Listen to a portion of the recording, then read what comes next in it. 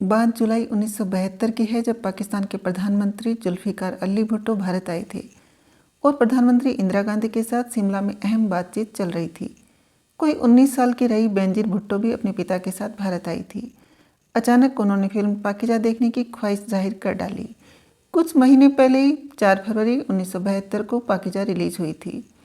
पूर्व IAS अधिकारी M.K. कौ ने अपनी किताब एन आउटसाइडर एवरीवेयर में लिखा है, मैंने शिमला के डिप्टी कमिश्नर से तुरंत बात की। बेनजीर के लिए रिट्स सिनेमा में विशेष शो रखवाया। हॉल में बस 3 लोग थे। ये छोटा सा किस्सा बताता है कि कैसा था 50 साल पहले 4 फरवरी 1972 को रिलीज हुई कमाल अमरोही और मीना कुमारी की फिल्म पाकीज़ा का जादू। फिल्म के एक सीन से इस जादुई फिल्म की रूह को समझने की कोशिश करते हैं। कल हम एक मुजरे में जा रहे हैं, एक दिन के लिए तुम्हारी तकदीर हमें चाहिए, परसों लौटा देंगे। फिल्म में सामने वाले कोठे के छज्जे से जब वो तवाइफ मीना कुमारी यानी साहिब जान से वो अल्फाज कहती हैं, तो आप समझ जाते हैं कि दुनिया की नज़रों में साहिब जान की तकदीर बुलंदियों पर है। सबको उससे रश्क है, लेकिन कोठे पर बैठी साहिब जान मीना कुमारी एक अजीब सी बेरुखी से जवाब देती है, हाँ हाँ ज़रूर ले जाना तकदीर, फिर चाहे वापस भी मत करना। फिल्म पाकीज़ा में साहिब जान बनी मीना कुमारी के ये अल्फाज साहिब जान की ज़िंदगी, उसके जज्बात, उसकी कसमकस, उसकी बेबसी सब कुछ बयां कर देते हैं। वैसे बारीकी से देखेंगे तो पाकीज़ा की कहानी कई बार बताई जा चुकी है। एक तवाइफ, एक इज्जतदार घराने का लड़का और उसकी प्रेम कहानी। कहानी शायद कुछ खास अलग तो नहीं है, पर ये जिस तरह से कही गई है वही पाकीज़ा को खास बनाती है। ये एक तवाइफ, साहिब जान मीना कुमारी और सलीम राजकुमार की दास्तां है। रात में ट्रेन के एक डिब्बे में इसके ऐसी कहानी जहां सलीम ने बस साहिब जान के पैर देखे हैं और साहिब जान ने सिर्फ चंद अल्फाजों वाली वो चिट्ठी पढ़ी है जिसमें सलीम चुपके से उसके लिए छोड़ गया है। आपके पाँव देखे बहुत हसीन हैं, इन्हें ज़मीन पर मत उतारिएगा, मैले हो जाएंगे। लेकिन 2 लोगों की प्रेम कहानी से परे ये दरअसल साहिब जान के जद्दोजहद, ख्वाहिश और तड़प की कहानी है। तड़प की वो जैसी कि उसका माजी जो भी है, क्या समाज उसे उसी हाल में स्वीकार करेगा या उससे नकार देगा। और यही सवाल निर्देशक कमाल अमरोही की फिल्म पाकीज़ा को टाइमलेस भी बनाता है, क्योंकि पाकीज़ा एक ऐसे इंसानी जज्बात को छूकर जाती है जिसे इंसान कभी न कभी जूझता ही है। स्वीकारे जाने का सवाल। राजकुमार का वो डायलॉग, इन्हें ज़मीन पर मत रखिएगा, फिल्म में हर रात मीना कुमारी को ट्रेन की आवाज़ के सुनते ही अनजान शख्स को याद करते हुए कहती है, हर रात 3 बजे एक रेलगाड़ी अपनी पटरियों से उतरकर मेरे दिल से गुजरती है और मुझे एक पैगाम दे जाती है। एक तवाइफ की ये तड़प उस गुमनाम इंसान के लिए है जो उसके पैरों के नाम एक पैगाम लिख कर गया है। वो पैर जो सिर्फ औरों के लिए शामों को थिरकते रहे, लेकिन कोठों में रहने वाली साहिब जान मीना कुमारी की दोस्त उसे हकीकत का एहसास दिलाती है। ये पैगाम तेरे लिए नहीं, उस वक्त तेरे पैरों में घुंघरू बंधे हुए नहीं होंगे। अगर घुंघरू बंधे हुए होते तो कैसे कोई कहता कि इन पैरों को ज़मीन पर मत रखना। ये पैगाम तो है, लेकिन भटक गया है। पाकीज़ा जज्बातों की कहानी है, तवाइफों और कोठों की कहानी है। दुनिया के लिए साहिब जान कोठी पर बैठी सिर्फ एक तवाइफ है। फिल्म में मीना कुमारी की आंखों का वो दर्द सच्चा मालूम होता है जब टूटी हुई साहिब जान कहती है, ये हमारे कोठे, हमारे मकबरे हैं जिनमें मुर्दा औरतों के जिंदा जनाजे सजा कर रख दिए जाते हैं। हमारी कब्रें पाटी नहीं जाती, खुली छोड़ दी जाती है। मैं एक ऐसी किसी खुली हुई कब्र की बेसब्र लाश हूँ। राजकुमार यानी सलीम से दुनिया जहाँ की मोहब्बत मिल जाने के बाद भी साहिब जान अपने आप को इस अपराध बोध से आज़ाद नहीं कर पाती कि वो आखिर है तो एक तवाइफ ही। क्या कहें कि समाज उसे कभी भूलने ही नहीं देता। उस वक्त वो समाज से नहीं, खुद से भी लड़ रही होती है। मीना कुमारी और कमाल अमरोही के टूटे रिश्तों की कहानी। इस फिल्म को बनाना मीना कुमारी और कमाल अमरोही दोनों के लिए आसान नहीं था। फिल्म के बनने की कहानी दिलचस्प और उतार चढ़ाव वाली है। पाकीज़ा कमाल अमरोही का आलीशान ख्वाब था। 1954-55 के आसपास इस फिल्म की शूटिंग शुरू हुई। मीना कुमारी और कमाल अमरोही का इश्क अपने उफान पर था। दोनों का निकाह भी हो चुका था, लेकिन धीरे धीरे मीना कुमारी और कमाल अमरोही में दूरियां बढ़ने लगी और 1964 के बाद दोनों अलग अलग रहने लगे। फिल्म पर दम तोड़ते रिश्तों की धूल जमती रही और फिल्म का काम पूरी तरह बंद हो गया। इस बीच मीना कुमारी बहुत बीमार रहने लगी। फिल्मी दुनिया की शिखर पर बैठी मीना शराब की आदी हो गई। इलाज के लिए वो विदेश चली गई। उनके चेहरे और शरीर में कई बदलाव आ चुके थे। दिलों में बैठ चुकी शक्ति को वो वक्त से कम किया तो कुछ हालातों ने। सब कुछ एक तरफ रखते हुए मीना कुमारी और कमाल अमरोही ने 1968 में फिर से फिल्म पर जी जान से काम शुरू किया। फिल्म पाकीज़ा के गाने और मुजरे इस फिल्म की आत्मा हैं।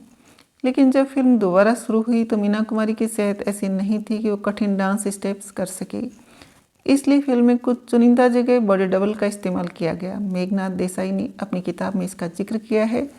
पाकीज़ा के आखिर में एक मुजरा है जो फिल्म को क्लाइमैक्स तक ले जाता है, जब साहिबजान अपने ही प्रेमी सलीम की शादी पर मुजरा कर रही है। आज हम अपनी दुआओं का असर देखेंगे, जख्मी जिगर देखेंगे। इस मुजरे में अभिनेत्री पद्मा खन्ना को डबल के तौर पर इस्तेमाल किया गया। इसी फिल्म का एक और खूबसूरत गाना है मौसम है आशिकाना। फिल्म फेयर मैगजीन को दिए गए एक इंटरव्यू में मीना कुमारी के सौतेले बेटे ताजदार अमरोही ने बताया था कि अपनी छोटी अम्मी को याद करते हुए बताते हैं, जब पाकीज़ा की शूटिंग दोबारा शुरू हुई तो मौसम है आशिकाना गाना शूट हो रहा था। बाबा ने उस गाने में छोटी अम्मी को कुर्ता और लुंगी पहनवाई क्योंकि लीवर की बीमारी की वजह से वो बहुत मोटी हो चुकी थी। बाद में वो ट्रेंड बन गया। खराब सेहत की वजह से वो काफ़ी थक जाया करती थी और शॉट शुरू होते ही फिर जोश में आ जाती। फिल्म के आखिरी मुजरे में उन्हें तेज और गोल गोल घूमना था और फिर गिर जाना था, लेकिन सेहत को देखते हुए उनकी क्लोजअप बैठी हुई मुद्रा में लिए गए। जब राजकुमार के साथ निकाह के समय 2 सीढ़ियों पर दौड़ते हुए भाग जाती है, वहाँ भी बॉडी डबल का इस्तेमाल किया गया। चलो दिलदार चलो गाने में भी उनके चेहरे पर ज़्यादा फोकस नहीं रखा गया। लेकिन इन तमाम दिक्कतों के बावजूद न मीना कुमारी का हौसला डिगा न कमाल अमरोही का। ब्लैक और वाइट में शूट हुआ इन्हीं लोगों ने। वैसे टूटे रिश्तों की दरारों के बीच अटकी इस फिल्म को दोबारा शुरू कराने का श्रेय नरगिस को भी दिया जाता है। मेघनाथ देसाई अपनी किताब Pakeezah an ode to a bygone world में लिखते हैं कि एक बार नरगिस और सुनील दत्त ने पाकीज़ा के शुरुआती प्रिंट देखे और देखकर कमाल अमरोही से कहा, इस फिल्म को पूरा होना चाहिए। पाकीज़ा जितनी अपनी अदाकारी और निर्देशन के लिए जानी जाती है, उतनी ही दूसरी चीज़ों के लिए भी। मसलन फिल्म के सेट की वजह से भी। दिल्ली और लखनऊ के कोठों की दुनिया को कमाल अमरोही ने अपनी कल्पना के मुताबिक बखूबी ढालने की कोशिश की। बाजारी हुस्न का सेट जहां इन्हीं लोगों ने शूट किया गया था, उसे बनाने के लिए कोई 6 महीने लगे।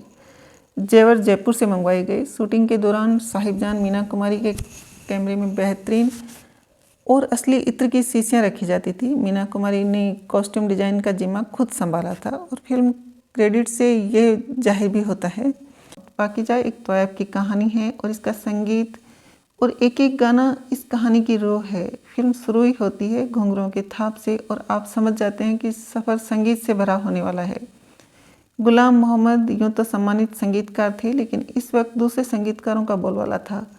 लेकिन कमाल अमरोही की जिद थी कि संगीत गुलाम मोहम्मद ही देंगे। 12 धुनों में से 6 धुनें कमाल अमरोही ने रखी और एक गाना आज की तारीख में नगीना माना जाता है। फिल्म के दौरान ही गुलाम मोहम्मद गुजर गए तो नौशाद साहब ने बैकग्राउंड स्कोर पूरा किया। इन्हीं लोगों ने संगीत, बॉल, सिनेमाटोग्राफी और गायन हर लिहाज से बेजोड़ है। जब मीना कुमारी गुलाबी रंग के लिबास में ये मुजरा कर रही होती हैं तो आप बैकग्राउंड में अलग अलग कोठों पर कोई 10-12 तवाइफों का नाचते हुए देख सकते हैं। कमाल अमरोही ने सिनेमा स्कोप में ये गाना बहुत खूबसूरती से शूट किया था। संगीतकार की तरह जर्मन सिनेमेटोग्राफर जोसेफ पर्सिंग का भी बीच फिल्म में निधन हो गया था और कई सिनेमेटोग्राफर ने मिलकर इस फिल्म का काम पूरा किया। वैसे इन्हीं लोगों ने वाला गाना हिंदी सिनेमा में कई बार फिल्माया जा चुका है, चाहे वो 1941 में फिल्म हिम्मत के लिए शमशाद बेगम का गाया गाना हो या फिर आबरू में याकूब का गाया वर्जन। फिल्म से जुड़ा एक दिलचस्प किस्सा मेघनाथ देसाई अपनी किताब में बयां करते हैं। वो लिखते हैं, कमाल अमरोही ने फिल्म के लिए विदेश जाकर लेंस खरीदे, लेकिन तब लेंस कैमरे में लगे हुए नहीं आते थे, उन्हें फिट करना जटिल काम था। खैर अमरोही ने लेंस से शूटिंग की, लेकिन कुछ दिन बाद उन्होंने कहा कि सब कुछ आउट ऑफ फोकस है। कोई विशेषज्ञ मानने को तैयार नहीं था। आखिरकार MGM कंपनी लंदन में टेस्ट करवाने को राजी हुई। फिर हॉलीवुड लैब में भी टेस्ट हुआ तो पता चला कि 1000 रे के 1वें हिस्से के मार्जिन से लेंस ऑफ फोकस था। इस हद तक अमरोही परफेक्शनिस्ट थे। दूसरे पहलुओं की बात करें तो पूरी फिल्म में साउंड का कमाल का प्रयोग हुआ था। रात के सन्नाटे को बार बार चीरती रेल की वो सीटी जो साहिबजान को उस अनजान शख्स की याद दिलाती है जिसने तौयब की पहचान से परे उसे देखा और साहिबजान के मन में उम्मीद जगाई। और दूसरा लता की आवाज़ में वो आलाप जो हर बार सुनाई देता है जब साहिबजान गहरी उदासी में होती है। मजरू सुल्तानपुरी ठाड़े रहियो, कैफी आज़मी, चलते चलते यूं ही कोई मिल गया था, कैफ भोपाली, चलो दिलदार चलो जैसे दिग्गज गीतकारों के बोल इस फिल्म में हैं। मौसम है आशिकाना के बोल तो खुद कमाल अमरोही ने लिखे हैं।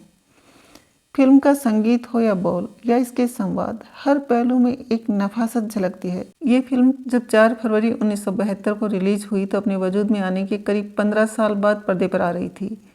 सिनेमा प्रेमी अमिताभ बच्चन भी दुनिया में कदम रख चुके थे। धीमी और शायराना अंदाज से बनी इस फिल्म को पहले दिन क्रिटिक्स में बहुत खराब रिव्यू दिया। विनोद मेहता ने अपनी किताब में Meena Kumari the classic biography में लिखा था, उस वक्त टाइम्स ऑफ इंडिया ने पाकीजा को लेविश वेस्ट करार दिया था, यानी एक आलीशान बर्बादी, जबकि फिल्म फेयर के एक क्रिटिक ने पाकीजा को सिर्फ 1 स्टार दिया था। लेकिन मराठा मंदिर में रिलीज हुई पाकीजा धीरे धीरे अपना जादू बिखेरने लगी। फिल्म फेयर में पाकीजा को कई पुरस्कार मिलने की उम्मीद थी, लेकिन इस वक्त लोगों को काफ़ी हैरत हुई जब बेस्ट फिल्म, बेस्ट डायरेक्टर और बेस्ट संगीत का अवार्ड फिल्म बेईमान को मिला। प्राण को जब बेईमान के लिए बेस्ट सहायक कलाकार का पुरस्कार मिला तो उन्होंने यह कहते हुए लेने से इनकार कर दिया था कि उनकी अपनी फिल्म बेईमान की जगह पाकीजा सर्वश्रेष्ठ संगीत के पुरस्कार की हकदार है। लेकिन इन सब से परे पाकीजा कई मायनों में खास रही। फिल्म 4 फरवरी 1972 को रिलीज हुई। 31 मार्च 1972 को मीना कुमारी ने दुनिया को अलविदा कह दिया। सिनेमा प्रेमियों के लिए पाकीजा उनका आखिरी तोहफा था। कमाल अमरोही ने अपनी ज़िंदगी में 4 ही फिल्में बनाई, जिनमें से पाकीजा ने उन्हें हमेशा के लिए सिनेमाई इतिहास में दर्ज कर दिया। फिल्म के आखिर में एक सीन है जहां साहिबजान को सलीम राजकुमार की शादी पर मुजरे का न्योता दिया। सलीम से निकाह की पेशकश वो खुद पहले ही ठुकरा चुकी है। साहिबजान मीना कुमारी दिल खोलकर नाचती है और वहाँ टूटे कांच पर थिरकते ही उसके पैर लहूलुहान हो जाते हैं। वही पैर जिसके लिए कभी राजकुमार ने कहा था इन्हें जमीन पर मत रखिएगा। लेकिन इस फिल्म में आखिर एक औरत ही औरत के लिए आवाज़ उठाती है। साहिबजान की माँ से खुद कोठा चलाती है। वो साहिबजान की माँ के साथ हुई नाइंसाफ़ी देख चुकी है। वो साहिबजान को आखिर उसका हक दिलाती है। फिल्म में मीना कुमारी का डबल रोल है। तौयफ माँ जो अशोक कुमार की बेटी यानी साहिबजान को जन्म देकर गुजर जाती है। यूँ तो फिल्म उस फ्रेम पर ख़त्म हो सकती थी जब अंत में मीना कुमारी कोठे से दुल्हन के रूप में रुखसत होती है और राजकुमार के साथ उसका निकाह होता है। वो एक खूबसूरत मंजर होता, लेकिन कमाल अमरोही फिल्म पाकीजा को उसी कोठे की एक अनजान तौयफ के चेहरे पर लाकर ख़त्म करते हैं। उसकी आंखों में भी वही तलाश, वही सवाल, वही तड़प होती है जो साहिबजान की आंखों में हुआ करती थी। शायद एक और साहिबजान यहाँ से जन्म लेगी या फिर वहीं कैद होकर रह जाएगी। बेमिसाल अदाकारी, खूबसूरत लिबास, नक्काशी वाले आलीशान महल, कीमती जेवर, दिलकश नज़ारों से सजा कैमरे का हर फ्रेम, संगमरमर की तरह तराशा हुआ संगीत, शायरी में ढले संवाद और गीत। पाकीजा देखने पर यह समझ पाना मुश्किल है कि आप किसके लिए फिल्म देखना चाहते हैं। विनोद मेहता बकौल मीना कुमारी किताब में लिखते हैं, पाकीजा एक ऐसा ख्वाब था जिसके पीछे उनकी कमाल अमरोही रूह बरसों से भटकती रही। ये वो महबूबा है जो उनकी कल्पना में न जाने कब से बसी हुई थी। असल ज़िंदगी में मीना कुमारी और कमाल अमरोही की अधूरी प्रेम कहानी भले अधूरी रही, लेकिन दोनों ने मिलकर पाकीजा का आलीशान सपना पूरा किया।